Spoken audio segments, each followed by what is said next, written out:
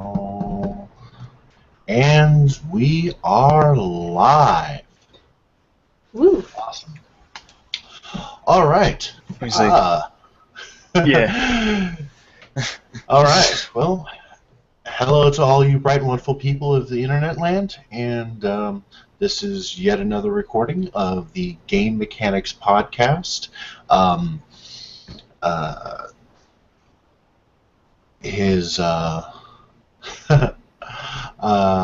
Lord Cuddle Muffin, also known as Andy, also known as Sandpunk, depending on where you know him from, and How did you well know you that know him. High Lord Cuddle Muffin?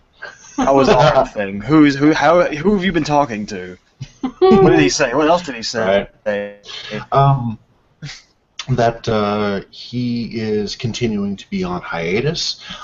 So in the meantime, it's just the rest of us, munchkins or The rest of us flounders. chickens. Yeah, the rest of us chickens to engage this and keep this party going. Be like Yay. that. Be like that scene from what is it, fourth or fifth season, Breaking Bad, where where just Aaron Paul just takes one of the unconscious bodies on the floor of his living room and pokes them till they wake up, throws some money at them, and just says, "Keep the party going. I want pizzas by the time I get back." Yeah. Oh, Andy Pretty should have much. done that. Right? That would be pretty nice. I could eat some pizza right now. Right? I think we all could. That's We did to our topic pretty well, actually. First, I guess, introductions for those who don't know. I am Arthur, also known as Noble Bear. And then tonight with me, there's also Al. Yay. And Genevieve 7. Yay. All right. Yeah, the first Very one was cool. me. I just want to let you know if there was the first that was me. That's legit. That is legit. So tonight we're talking about the first of a possible reoccurring shot at just taking shows that we like and say, well, how would we turn this into a game? Is it a game? Would it make a good game? And what are the mechanics that we might throw in to support that? So that's what we wanted to discuss. And Al, do you have? Let's just start talking about favorite shows right now. So Al, do you have any favorite programs that you've watched, either that you've downloaded or caught on Netflix or anything like this that you've been enjoying lately? Well, one of my favorite shows recently is Rick and Morty. Absolutely, I love Rick and Morty. And the thing about that, though, I already planned that the shows I'm going to talk about, I should probably talk as to why certain shows don't work. And it's not to say that Rick and Morty isn't a fun universe and everything. It certainly is, but I think it's meant to be enjoyed more passively, and it has a much more most of its power is in the writing, and I think having a lot of player mandated progression to get in the way of the writing. Not necessarily in the way. It'd be very hard to make a seamless transition between gameplay and script, and have the same flow as the show does, because it's a very comedic and fast-witted show. Whereas it could kind of slog along if the player how do I get to this next part and everything. And there actually have been Rick and Morty video games. The Adult Swim has made them. They're adventure, push things against things. They work titles, and which kind of makes sense in the context of the show. And I enjoyed it more or less. Never finished it because it was, like I said, it kind of slogged along after a bit because I couldn't figure out what to do, and so I'm like, oh, whatever. But another show right now that I really like is The Venture Brothers, and I've liked that for some time. And same thing, it's very heavily reliant on the writing. It doesn't really lend itself well to a video game, because they did the same. They turned Harvey Birdman into a video game, and it was funny, but the game was just kind of different ways to press play until you found out what else happened. You know, Oh, like Yeah. yeah, Well, I guess that's the first thing that we should talk about is just discussing it in general. What are the challenges? right, Because as you point out, television has pacing and dialogue and yeah. um, camera angles, and things like this. Lots of things that if we were to make this, a tabletop game, just wouldn't carry over. Right. So, Okay, if you're talking about a tabletop game, now I think the Venture Bros would be a great setting to run a game in.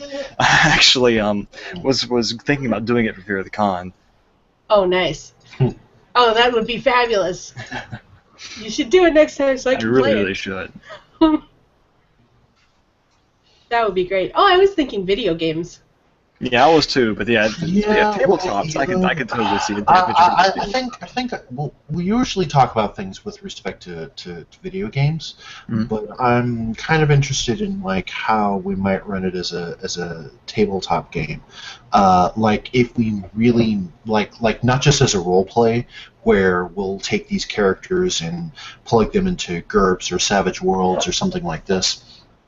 And do a role play, but actually sitting down and making it like its own tabletop game. Like for Oh yeah, instance, absolutely. they took Resident Evil and they made it a deck building game. Yes. And so doing something like that, like what. But Oh, again, Venture Brothers would be much better suited to that, actually. To like a card building game, a deck building game. Oh, no, to just a tabletop I would think so. RPG Yeah. for that. Right. Mhm. Because it has such like an expansive and granular universe that you don't have to actually be playing as the characters from the show. You could just make up your own wacky character and just have them originate from one sect of the show's universe or another. Because you have like the Guild of Calamitous Intent, you have the OSI, yeah, and you have like just all kinds of places everywhere, and it'd be easy to assimilate a character into that universe, and I think you could tell a lot of good stories that way. Yeah, that would be fun. I would play that. Yeah, as far as like mechanics go, I mean, I would just build a Savage Worlds world setting for it personally. I mean, I think it works perfectly in Savage Worlds because it's it's a system that allows you to create characters of a lot of various different backgrounds, and it's very accessible. So I mean, like Adventure Bros have a very wide range of things, like ranging from like it's like kind of like sci-fi to just general like melee combat martial arts guys, and more archaic forms of militant combat, like in Underland and things like that. Mm-hmm. Okay. Yeah, and you could come up with like certain background. God, I can't think of the terms now. But just certain background things for them. Um, Yeah, the character builds would be really easy, Yeah. and the game would be Right. made fun just by the characters playing off of each other. Exactly. Yeah. It's a very light-hearted sort of affair with that show. Like Mhm. yeah. I mean, the mechanics just have to be there to sort of like give some grounding to what's happening. Everything else is just sort of up in the air and very floaty. That's why I chose something like Savage Worlds, because it's simple and it doesn't really get in the way of of all the role play and the comedy and that sort of thing. And I think what we were talking about is I think the biggest roadblock, at least in comedy programming especially, is the mechanics getting away of the flow of the theme of whatever show you're trying to transcribe into a game or a video game, like a tabletop game or a video game. Oh yeah. If you're frustrated Like, and you can't find the next level, that's not funny. Right. Exactly. Yeah. Because I mean, eventually, even if there was like a script, some dialogue written for if you've spent so much time in a certain level, they're like, oh, you're taking really long. You just have to listen to that like 20 times if you're taking a really long time. And this is also why I wouldn't want to run Venture Brothers in like D20 Modern or something like that. Like that. I mean, for people who really, really knew like the ins and outs of that system, like it would be okay, I'm sure. But like, you need something a lot more like light than any kind of D20 or Shadowrun-esque or even WAD, really. I would think. Mm-hmm. Yeah. So. Oh, how interesting. So for a comedy game or something with a fast, flowing, witty, character-driven repertoire, storytelling system would probably be better. Yeah, like Andy for the past couple of years, the past few years, he's run the MLP game. He's used Rysis. Rysis is like I think like a 2-page or somewhere between 2 and 6 pages worth of manual, and it's the simplest system ever. So you just think of. He's explained it on the show before, I think, but basically you just think of stereotypes. Archetypes, and you have you have 10 dice. That's how many points you can assign to however many stereotypes you want to assign it to, and those stereotypes are used to play like Sprint Runner or Gunman or something like that. You can take 5 in Gunman, 5 in Sprint Runner, or just like 10 of one die. You can be a jack of all trades and just sort of like. Not really a jack of all trades, I guess. I'm sure you'd be pretty terrible if you just had one die to cast into one skill. But yeah, like it's an interesting little system, and it's a lot of fun just because of the way the system's built. It's fun to roll a whole lot of dice. Not like in the DBZ tabletop sense that was like back in I think in the early 90s, where like it was just all D6s, and I think to do like high level like Kamehameha beams, you would just roll hundreds of dice, and you'd have to count all of them, like hundreds of D6s. Oh no, and I'm sure that felt powerful, but it's just like I would be so into that. You get in the heat of this battle, and then you just have to like, okay, 1, 2, 3. Oh yes, please. No, I need to play that. Actually, Dragon Ball Z probably would work out pretty well as a deck building game, because I think so. You're constantly you start with so many skills or so much power, and then you're training and you're battling and you're building that power over time. Oh, There would probably need to be more player interaction. Because in most deck building games, like you have. I'm trying to think. I think it's like Dominion, but Dominion is a Euro game, and with most Euro games, there isn't much player conflict or interplayer interaction. It's more just I take my turn, then you take your turn. Until eventually somebody wins, But that would be fun if you're building up for interplayer duels or. Yeah. Well, the thing is with Dragon Ball Z, though, I mean, there's conflict almost straight out the gun. With but again, with Dominion, there isn't much player interaction. With Legendary, which is the Marvel superhero deck building game. There isn't much player interaction there either, and as the mechanic is largely designed to be cooperative, that we all take our turns taking shots at the minor villains or the mastermind character, and there it's only really competitive when it's time to count like victory points at the end to see, well, I got more bad guys than you got, but then that's the extent of it. It would be interesting if you had a secondary deck that you were building. So you've got your normal deck, which is allowing you to buy cards or do whatever else you might do DBZ related, and then you have a secondary deck that's like a dual deck. Every once in a while, you just go, "Do me!" I kind of almost see it working as So you want like your Dominion style deck, and then you want a Yu-Gi-Oh style deck next to it. You know, it's time to duel. Maybe. That could work. You just summon The training three geese blue eyes been white dragons in one move? Isn't that illegal? Screw the rules. I have money. like I think I've never played Dominion, but it sounds like this game called Seven Wonders, which is it's just kind of a board/card game. Seven Wonders. Now that's another one. That's a draft game. Yeah. Where you build your deck, but it's based on cards going around the thing. Yeah. I've had a chance to play it, and I still can't quite wrap my brain around the notion of the draft. I mean, I get it in an abstract theory where, you're supposed to be pulling the cards that help you meet certain requirements of whatever your individual particular requirements are, your goals are for your character, for your thing. Yeah. And and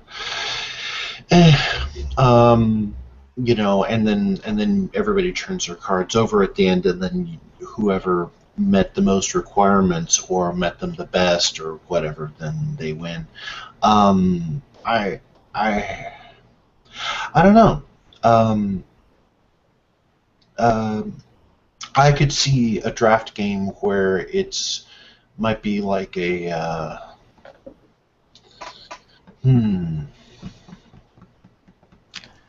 Let's see, some like a show that's about managing resources, or at least has an aspect to that. I was about to say that would actually be pretty neat.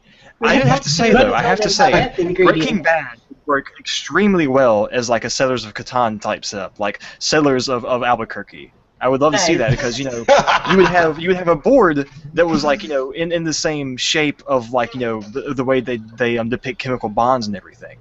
Ooh. Yeah. So like you could then like establish connections based on like what your resources were in that area, and expand thusly. Oh man! So okay. So with Catan, you get your 4 basic resources. Yeah. It could be sheep wood or something else. In this case, it's what, methylamine? Yeah. Yeah. So you need actually, yes, this would be it. It's like you need pseudo or methylamine. Then you need then you need to put together whatever the other resources are, and that if you get enough of them, then you can build up like little meth labs, and then the meth lab can, and then maybe the meth lab can upgrade to like a little trailer or something. Maybe you could get like little RVs that are like your roads. Right. You have like stationary meth labs and then mobile meth labs. Yes. Advantages to each. And the thief character is a little DEA guy. Yeah. Oh yeah. The thief would totally be Hank. You little DEA guy, because you can't do anything or build resources or get benefits from the section when the thief is around. So the thief would totally be a DEA That would be perfect. That would be funny. and as people send in the DEA guy to go snoop around at the other person's meth proceedings. Oh yeah. Oh, that'd be great. And that would be fantastic. Yeah, and then you have Smurfs to go out and get resources for you. That's what they call them. That since I work in an environment where meth supplies are traded. Because I am certain I've sold meth addicts like pseudoephedrine products, but I mean I can't just like say no, you're on meth, get the hell out of my store. Yeah. I would if I could, but unfortunately I've like okay, I'll just take all the pseudoephedrine products down from the shelf. I'm like, oh no, sorry, we're out. Right. Because that's what will happen. Like one guy will come in And then they're like, "Hey, do you have any wall hacks?" Oh And my like, God. Yeah, and the guy's missing like yeah, half sure, his we've got a teeth, and he's box. broken out as all hell. Yeah. The best part is like when because they have to show you their driver's license, and sometimes their driver's licenses are like before they went on meth, so Oh you get the before no. and after picture, and it's fucking hilarious. Oh, Oh, that's horrible. that's crazy. But yeah, so that happens. But yeah, no, then Nice. you could have Smurfs that'll go out and get resources for you. Nice. I learned that from a cop because I called the cops on them one time. They couldn't do anything because apparently, like you have to call the cops as the guys at the counter, and like you're asking me to do something extremely surreptitious. Like I don't like this. This requires like 20 ranks in sleight of hand. Yeah. Yep. Guys, I'm gonna need a button for this one. Right. Yeah, my job may not be much, but I like having it. It pays my rent, so no, Yeah. thank you. Yeah, exactly. So, yeah, I guess that would be the way to do it. Yeah. Because I was kind of curious, like what sort of game might Breaking Bad Yeah. do, Yeah. but I guess it would have to be a settlers mod, and it could be interesting too because like with Star Trek Catan, that it actually involves TOS crew members and even Oh yeah. ancillary people, and each one has their own special ability that you can use up to 2 times before swapping it out for another crew member. And they grant different boons that facilitate certain aspects of the game. And I could see that being really helpful here, and so you could even break up that into you could maybe transfer that concept over to the Breaking Bad crew, and so if you're Walt, then it grants you certain abilities for like mixing chemicals. Maybe if you're Jesse, if you're Jesse, then you have access to certain types of I don't know, to user base or something like that, or getting the word out. If you're Gus. Oh man. Oh man. If you're Gus, I don't know what because Gus. Well, Gus was distribution. I want to say, well, Gus would be like distribution, or Gus he could also be because he ran such a clean operation. Oh, you could build faster. You could expand faster. That's what I was thinking. Okay. And then there's Hank, and it would give you immunity from the thief, from the DEA agent coming to your place. In the meantime, it would also let you point the DEA agent in another direction. Maybe. Skylar. Skylar was good at keeping books. Yeah, that's what I was thinking. I imagine that it would have to be something involving money. Oh yeah. Or more clean money coming out the other end. Yeah, like in instances where like money would usually be like taken or lost, she gets to keep like 50% of what would usually be lost or something like that. Yeah. Saul. Oh my God. Saul's abilities be, because I mean that would be pretty nuts. Because Saul kind of ran a gamut. He mostly was a network guy. That either he would come to your defense. I guess he could remove the thief, the DEA thief, and then reset it back to a certain place, perhaps, or if you're in a good place, maybe he can allow you to end the game early. Something like the take your money and run option. Oh yeah, because he hooks you up with a guy that Yeah. basically changes your name and identity. Yeah. He's just got the suicide option where if you've got the most money in the game, you pay the certain amount and you take off and you win. And the game's over. It's pretty great.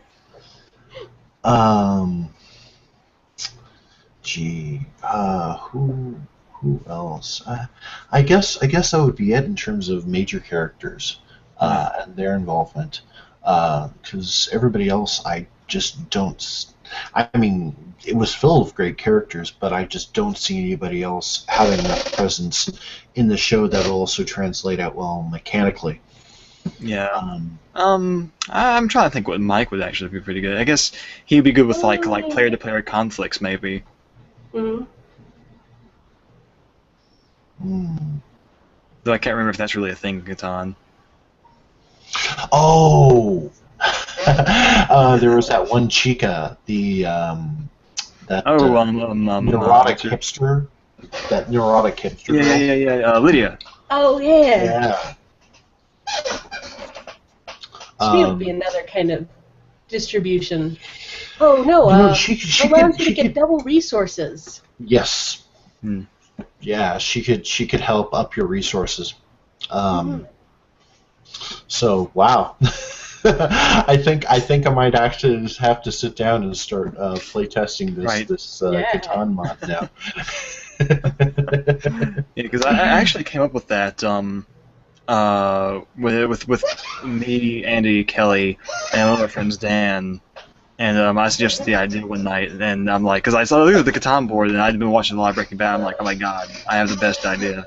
And it is. That is a brilliant idea. I think over at our FLGS that it's possible to get a make your own Catan.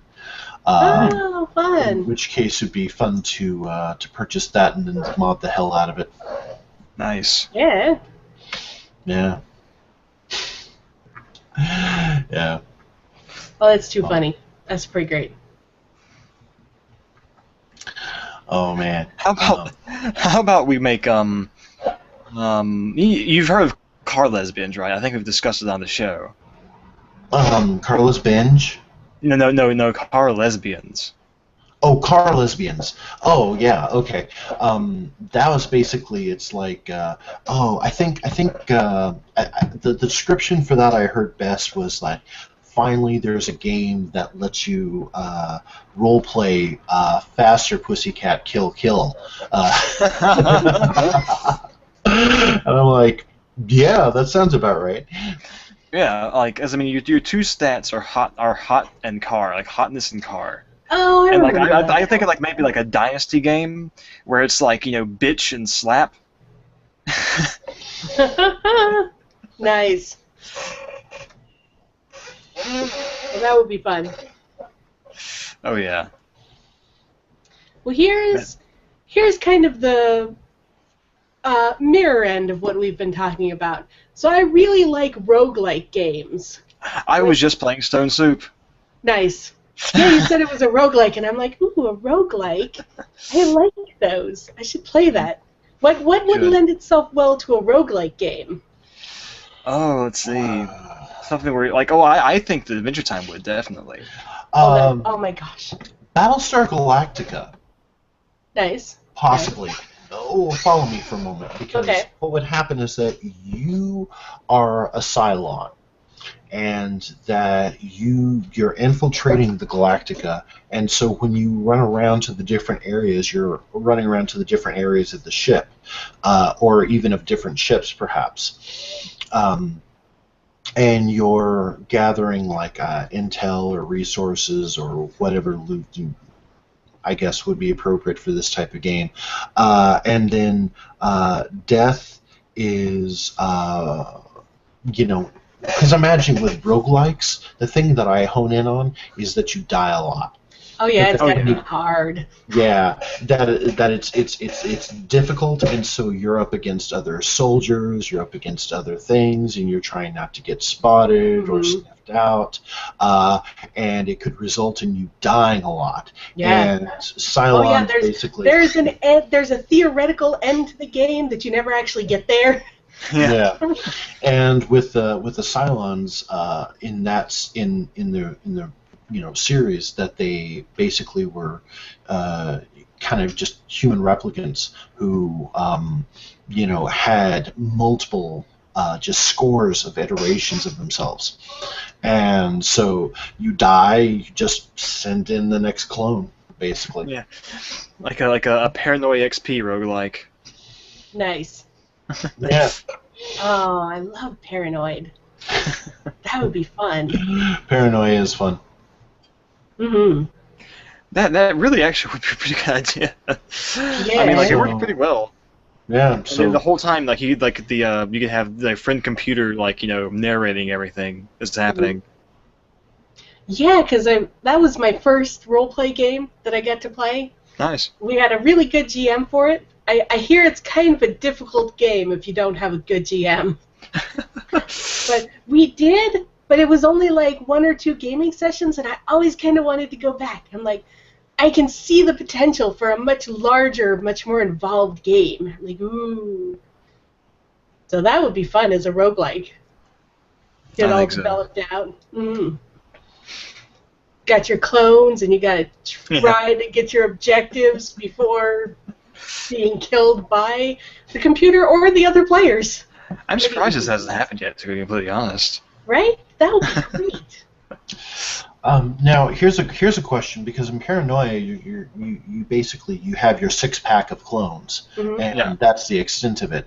Would we have that same restriction in the roguelike, adding that further level of difficulty, like it's tough and you only get 6 tries at this before you have to switch to a completely different character, or I would like that because like in roguelikes, when you and or at least in the one that I've been playing, like when you die, you do start a new character every time.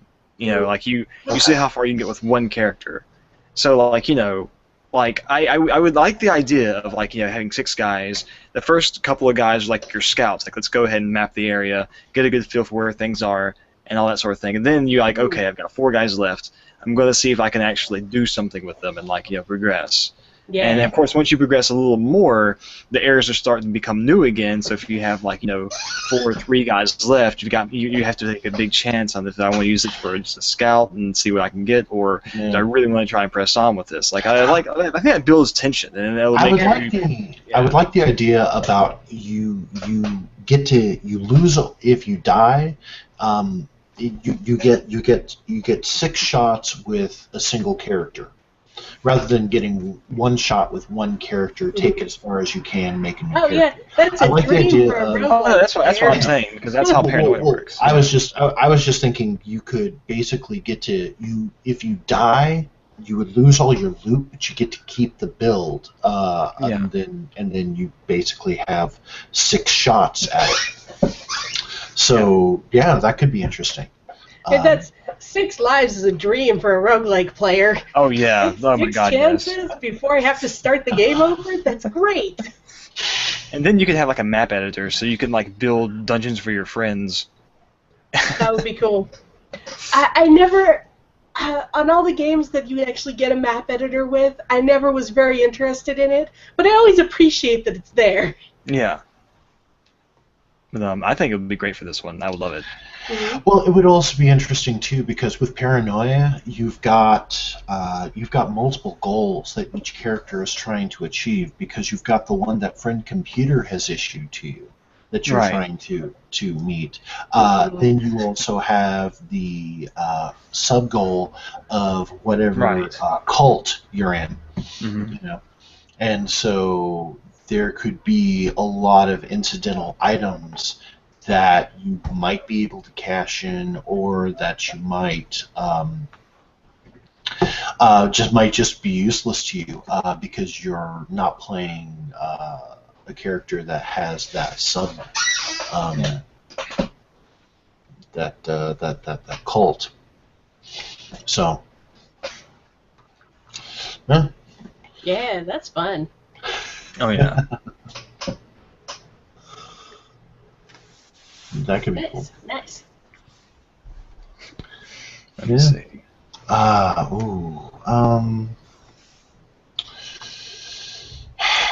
Trying to think. You know, Game of Thrones. Just to mention that, because here's the thing, Game of Thrones it's got several games out there, Yeah. but none of them seem to really be addressing the sorts of mechanics that I would like to see. Like one is a tactical game, where you're basically moving troop units around, and that's not the essence of the book or the TV series. To me, it's all about the characters. It fits a little more the book than it does the television, because George R. R. Martin is good at that. Yeah. Larger troops moving here doing this. Yeah, he does have that and does include that, but at the same time, it's not as though there's only a few instances where you're actually there for the battle or there for the fighting.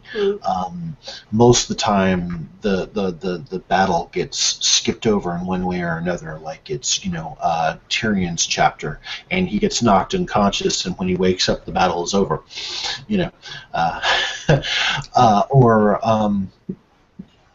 But I would like to see something where maybe it's a card game, and you actually pick, say, a house and a religion, and that you have perhaps 3 stats. You have your martial stat, like how good you are at fighting, or swordplay, or tactics, or whatever you want to include in that. You have your wealth, like how much monetary power you can put behind something. And then you would have a honor stat, because Ned honor is very much a part of Ned Stark's character, and the absence of honor, and playing very much your own personal gain for your own personal gain, is very much what you get characters like Littlefinger engaging in. So I'd be curious what and then you could have and then religion, because certain characters very decidedly have faith, either in the new gods or in the old gods or in the red god, and certain characters just like say, you know what, fuck the gods. And you could pick a character, then you could pick a house, which would grant you certain stats. You could pick a house. Well, a small change that I would like to suggest to what you've already put out there. Substitute honor with a politic score. So you have your martial, which is how good you are at the military and the battle stuff, and you have the religion, which, whatever religion you're devoted to. Yeah. Oh, wait. It seems like house and religion should go together, and then martial and politic would go together. I think certain ones would go naturally together. Like if you're House Stark, you're more likely to worship the old gods. Okay. No, but I like the idea of you being able to kind of have that choice. So you would actually pick a house and then faith, martial, and politic. You could actually have like 3 different cards even, and the first is a character card, and which may or may not have a mechanic attached to it, granting you an ability. You have a house card, which would represent something, and then have that ability, and then you've got your faith card, which could add something.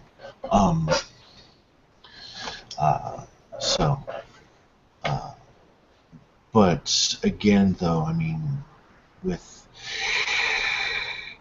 you're picking the 3 cards, but then I don't know if this would be a deck building game or just a competition uh, game, or or like a living card game, perhaps.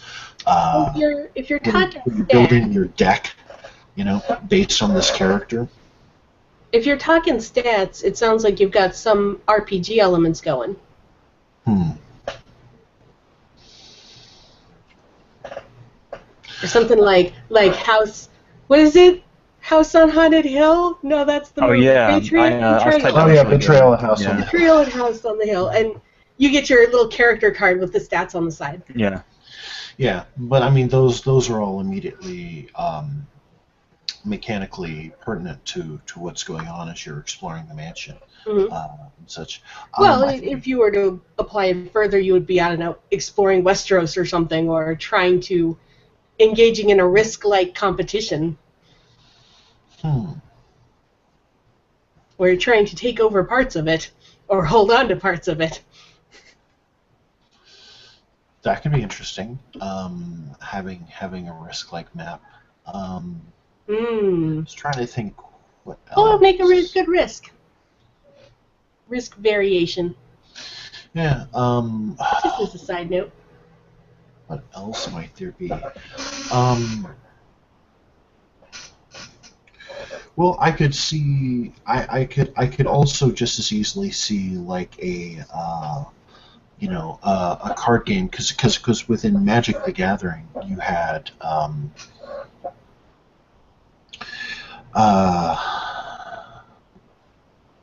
again, words and terms are failing me, but basically it's an avatar card that you would it's twice the size of a normal card. Yeah, the Vanguard cards? Yeah, the Vanguard.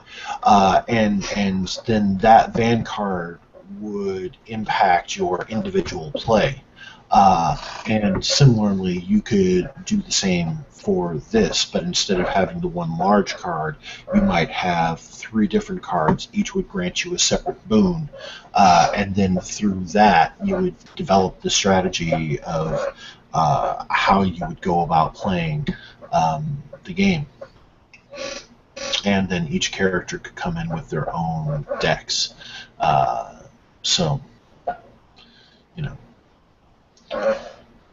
Or you could even just build character decks, maybe, and let people customize from there, perhaps. Kind of like how Yu-Gi-Oh! You can build whatever deck you want, but you could specifically purchase the Seto Kaiba deck or the Joey Wheeler deck or something like this. Yeah. Okay. Let's see, though. I'm trying to think of other shows. I mean, the obvious one to me is like Firefly, but that's already getting a game. And it has a board game and a tabletop game. That one's been we've covered that one. Yeah, it's a tabletop game, and now becoming a Yahtzee game. That there's a collector's edition version of Yahtzee where basically the dice cup is the Serenity ship. Oh, that's funny. Yeah, that's pretty cool. So a lot of people are going to go out and buy it just because dice cup, because they got to have a Firefly class dice cup, and quite frankly, I can't blame them. It's keeping Yahtzee alive. So, oh yeah, it's okay. Yeah. It's all right. Yeah, how about speaking of Yahtzee, how about like a video game or a tabletop game adaptation of Zero Punctuation?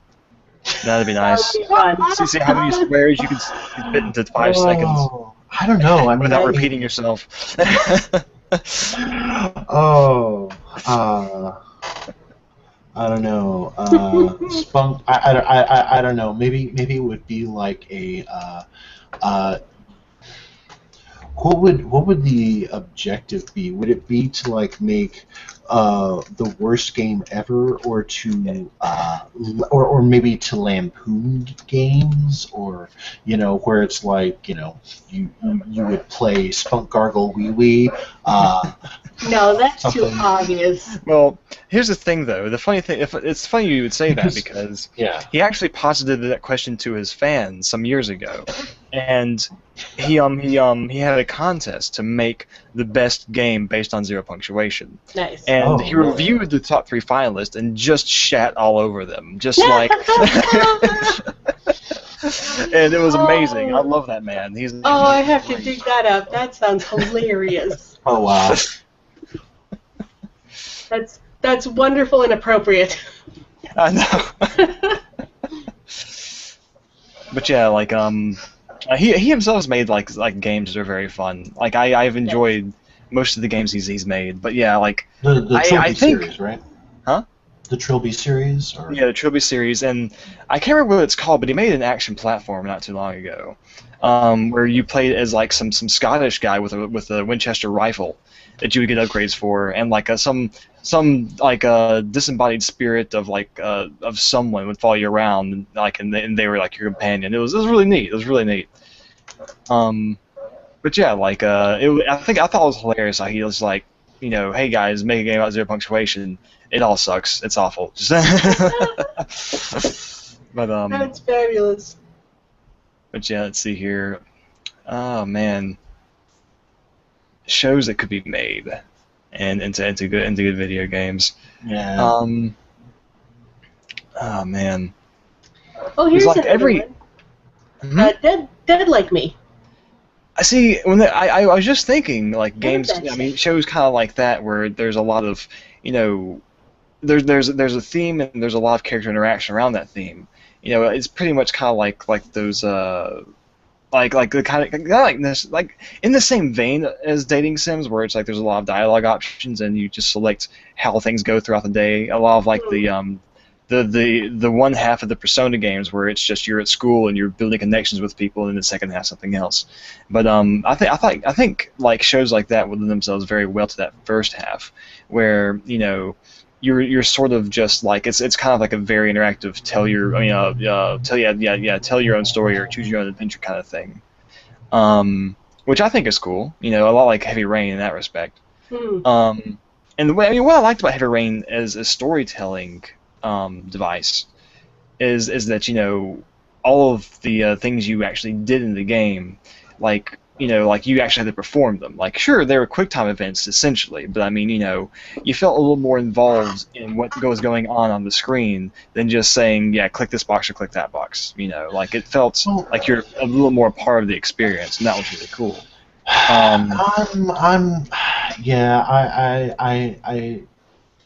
I appreciate that what David Cage has done in the broadest possible sense, how you can have longer form narratives Right. with systemized forms of interaction involved, but his storytelling sucks, and he seems to confuse graphic fidelity for narrative impact.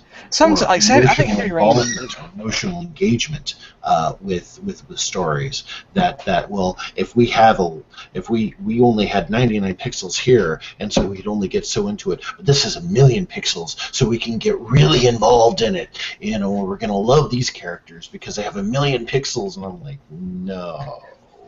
I think he made that mistake in Beyond Two Souls from what I hear. I haven't actually played that game, but I have to say I did enjoy Heavy Rain as a storytelling experience. I thought I liked the characters, liked the story enough. Like it wasn't like the best thing I ever experienced or anything. Yeah. But I mean, for what it was, I did enjoy it. Way leagues better than Indigo Prophecy. Jesus Christ. Had he continued with the game that he started with, I think he might have really had something. But as it was, he went totally off the rails. Oh yeah. First it involves cultists and that was a little immersion breaking for police procedural, but whatever. But then suddenly these Western European cultists are utilizing Mexican or Central American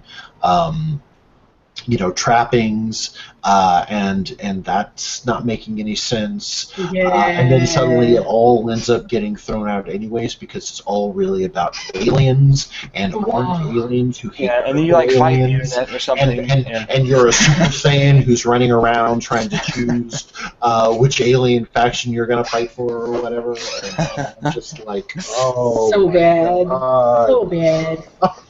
Oh no, that was just terrible. It was so bad. And so yeah. But how it started though was like you've killed somebody, and suddenly now you have to hide. You have to, put the cover up the crime and signs of the crime, and then you switch off to investigators, and then you have to, uncover those, uncover those things, and so you're essentially constantly going back and forth, and you're effectively stalking yourself. Cat and mouse with yourself. Yeah, it's almost like coming back to Breaking Bad. It would be almost kind of interesting to have a kind of a video game kind of like that, where it's like you're Walter White on your way to becoming Heisenberg. In the meantime, you switch back over to Hank and seeing what leads Hank can uncover. That will help him track down and hunt Heisenberg, and his blue sky meth. And so, yeah, you're constantly kind of that would be interesting. Yeah, I would like that. Really yeah. fun. Mm-hmm. And if you could actually build out a complete game that's a procedural, kind of almost like but I wouldn't want to see David Cage handle it. I'd want to see some of the team members from Rockstar who put together LA Noire. And basically, if you could just basically swap out all the shooting bits for, you are the criminal. Yeah. And you can even have interrogation scenes where you're trying to, not just read the person you're interviewing, and trying to uncover their lies, but perhaps you could also have other scenes where you are the interviewee, and you're trying to psych up the cops. Yeah. But I don't know. The thing is with David Cage is that it's like he doesn't have a sense of narrative structure, and plot is so incredibly important. Plot is like is the spine, is the real meat and potatoes and mechanics of how a story really functions. And he doesn't have a sense of plot. He doesn't have a sense of coherence even. Like he wants to skip back and forth through the timeline, and that's fine. Yeah, that's always weird. You can do that, but you have to know what you're doing when you do it. Like for instance, Memento. Just as an example, where you've got scenes that are moving forward through the timeline while you have scenes that are moving backward through the timeline. But again, it's serving a narrative ends. Nolan sat down with his brother because the original short story was one that Nolan's brother had written. So you had a sense of the order of events, but then to keep yourself off balance, you were kind of going through it backwards, because that way you got to experience each scene as the character was experiencing it, based on his disability. Yeah. and more is getting revealed to the audience in the process, and you had this constant sense of suspense and intrigue and revelation and stuff going throughout it. And so you can do that, or Pulp Fiction. It's just as another example of moving back and forth through the timeline, because as you focus on different characters, the character's story is taking place at different points, and so Vincent Vega is going to be alive in one scene, and shooting a guy in one scene, and drinking a milkshake in another scene, and then getting gunned down in a bathroom, toilet to, and you had another scene, and so you could kind of afford to mix that up. But again, Tarantino was also a guy who knew what he was doing when he went in, and arranged that. But So just don't be homeboy. That's okay. Yeah. That's okay. Not We're something just coming up David with Cage. ideas, anyways. Any game is only as good as its developer or its writer. Yeah, I guess so. And for me, like, I was just thinking about, I think there Are was. there? Hmm? Oh, I was just gonna put out. I'm wondering if there are some shows that you just really just couldn't make a game of it. I think Rick and Morty is one of those shows. It's just it's constructed too carefully, to lend itself to any other format, in my opinion. Okay. Like, Now, like from the ground I up. haven't seen Rick and Morty. I'm familiar with what the show is, what it's about, the basic characters and stuff. But yeah. So tell me a little bit about it. Okay, well, essentially, Rick is an eccentric and an alcoholic inventor who has sired a daughter who has sired a son who is Morty, and he had gone somewhere for like years, it was like over a decade, and he returned, and now he's living with his daughter, and and of course his grandson, and he takes his grandson all these strange, as it was described by his daughter's husband, a high concept sci-fi rigmarole, and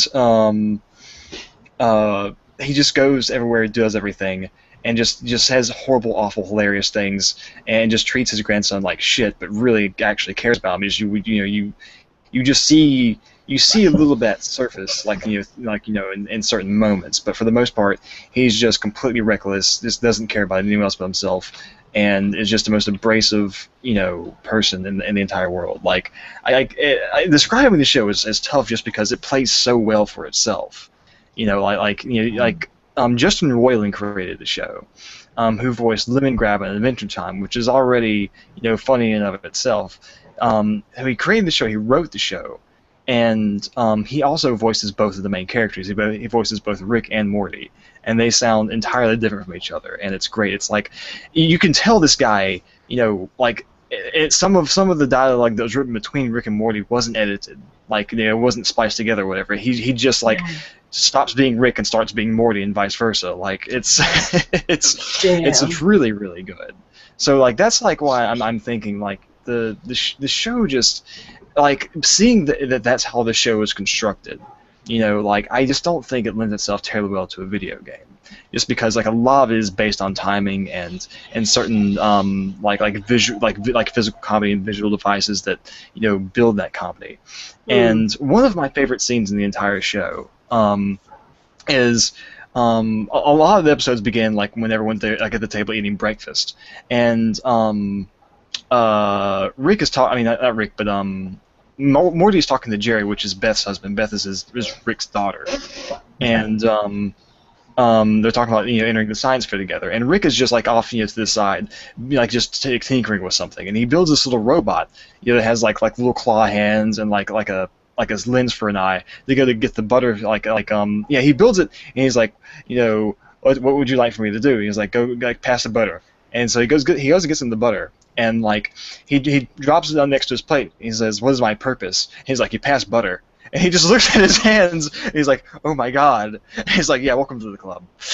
And throughout the episode, like that doesn't come up again until near the end of the episode, where like he's eating like what looks to be like a TV dinner or something like that, and the robot comes up and he has an entire stick of butter in his hands. And he just slams the whole stick into his peas, and he's like, "So do you like want to watch a movie or something later?" Because Rick he's been at home alone all day, and the robot's like, "I wasn't programmed for friendship." And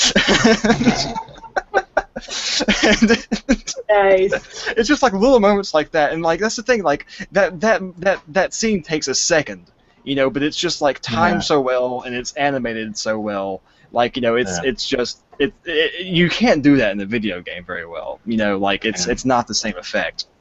I'm sure there are ways you could make a funny video game out of it, but it wouldn't have the same appeal as a show, and it probably wouldn't be that stellar of a video game. It would just be a general like just a video game tie-in. So not a video game, but what about a tabletop roleplay game?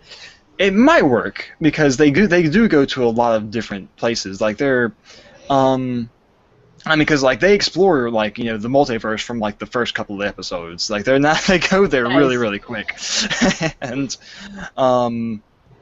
so like I could depend on playing with the really funny people.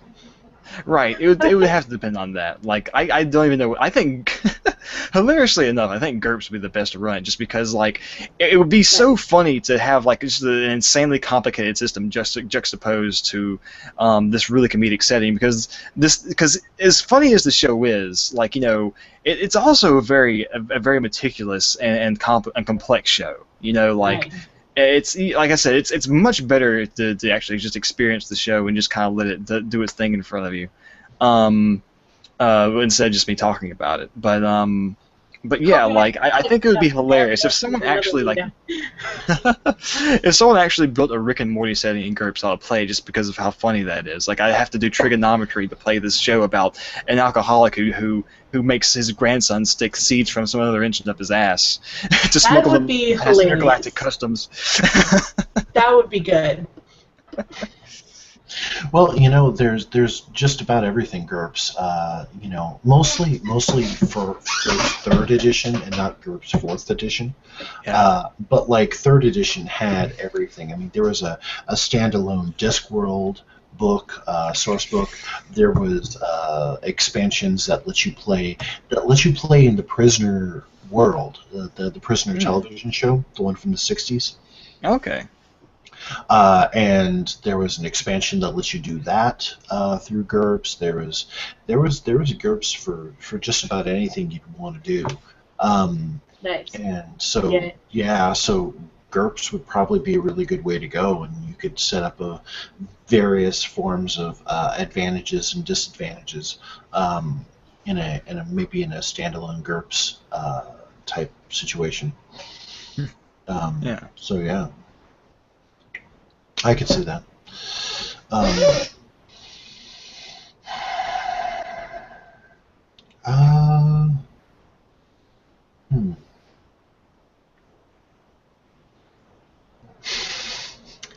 Yes. Game strikes me as something that would be interesting. A prisoner game strikes me as something that would be interesting. That would be, because you could have, interrogation, intelligence and counterintelligence, I could see Oz the video game. That would be amazing. Press X to lick the spoon.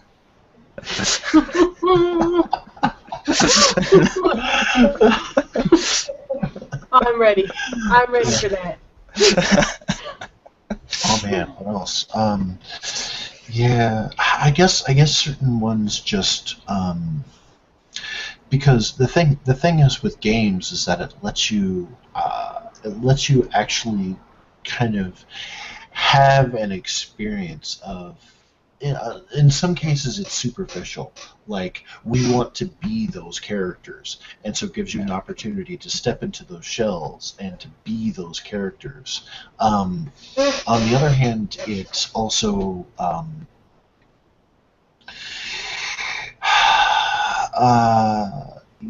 it's good grief. um, Entropy is setting in. Hey, it would just be mostly a matter of picking the appropriate venue for Yeah, for whatever show you were going for. yeah, just yeah. What do you Yeah, really, it's what do you like about the once you series, and what would you want to play through? Oh, right. That was the other part of the thought, was just in some cases on the superficial level, you're just getting to step into the shell of the characters and be them. But then there's a potential for deeper immersion of what would it be like to have to organize and marshal the resources or do the actual maneuvering and strategic thinking that it would take to advance, you know, in a setting like this, like marshaling financial or martial resources in a Game of Thrones setting, or what would it be like to or the politics, exactly like you were saying. Have that interpersonal kind of strategy happening. And then in others cases where it'd be like, you're a character much like Walter White, where you have to get the resources to make the meth, and then produce the meth. And in the meantime, you've got competitors on one side, and you've got people trying to investigate you and shut you down on the other. And so what it would be like to actually be immersed in that type of situation where you've got, multiple forces of antagonism and various challenges to meet, and to actually place you in that situation. Yeah. So yeah, games have a power to really just let you really be in it, immersively. But at the same time, just certain things, I guess, are just best left to, whatever medium they were originally produced in. Right. Like, for instance, most operas probably wouldn't translate out well as anything else other than an opera. But they might get very good novels. I always maintain that a good writer can do anything, can make anything work. I think it needs a thought there. It needs someone who's actually good behind it.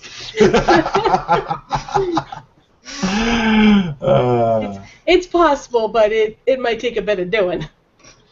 Yeah, I guess so. Or there are some things that are just like. I think specifically for our games discussion, number one is picking the appropriate kind of game. Yeah. Depending on what you're going for. Like, I was actually, like, I'm pretty sure there's been a Buffy the Vampire video game. No, Buffy the Vampire Slayer video game. But I would like one where it was kind of like Persona, where, the daytime portion is spent at Sunnydale. You're, establishing connections between different characters in the show and at the high school, and those will affect, like what kind of assistance or what kind of resources you have at night when you're fighting things from the Hellmouth, or maybe at night you have to do homework. You want to keep up the academic aspect of your life, so you spend a little bit more time doing schoolwork, but that will cause the social aspects to suffer, and it'll make the Hellmouth a lot more dangerous because you won't be doing things there as much. And of course, if you build up your social aspects, you can get someone to vouch for you when you're out all night fighting the Hellmouth instead of doing your homework, stuff like that. Like you have this little triangle of things you can manage. And of course, the actual combat will be very fun. That almost sounds like I was going to say that almost sounds like a Persona game. Yes, exactly. That's kind of where you've got all the social aspects, and then you go and you have the adventure aspects, and fun. balancing them up against each other. Oh yeah. Um, yeah, I guess it also depends on the strengths of like if I guess if music is about what people feel, or books are about what people think, or if movies are about what people do, uh, then hmm, Yeah, a lot can be done with games. It just depends on what aspect of the story you really wanted to focus in on. Like with the Settlers of Catan, Breaking Bad, it's very much resource and building resources, and then and what else did we do? What else did we do today? Dragon Ball Z, the deck Yeah. building game. Yeah, That just is like a lot Right. of fun. Yeah, where you're just building up power levels. yeah. Well, that's about building your And, deck. and you go in for certain attacks, and then you Mhm. just like lay down the attack, and then you Yep. which you have to have it so built up. Um, With the Paranoia roguelike, it's about exploring and trying to get as much done before you die as Right. possible. or Battlestar Galactica roguelike, perhaps. Yep. Also, send in another Cylon. Yeah. Get as We're much gonna done try as to infiltrate these possible. guys again. Right? It really depends on what you want to focus on. Hmm. And you could even have several different kinds of video games for a television show, and maybe even 2 or 3 that work really well, even though they're focusing on different aspects. Yeah, could be. Maybe, and maybe some that just don't work at all because they're focusing on the wrong aspects, or they have just really shitty writing to them. Okay. That actually sounds like a really good stopping point right there. Yeah. Yeah. So yeah, I think we're going to wrap it up. This is something that if we can get other or more hosts involved, Yeah. it's something that we're likely to bring up again, so that we can get that diversity of opinion. But in the meantime, yeah, I think we're going to call it a night. Thank you one and all for tuning in, and we'll see you in the future. Yay!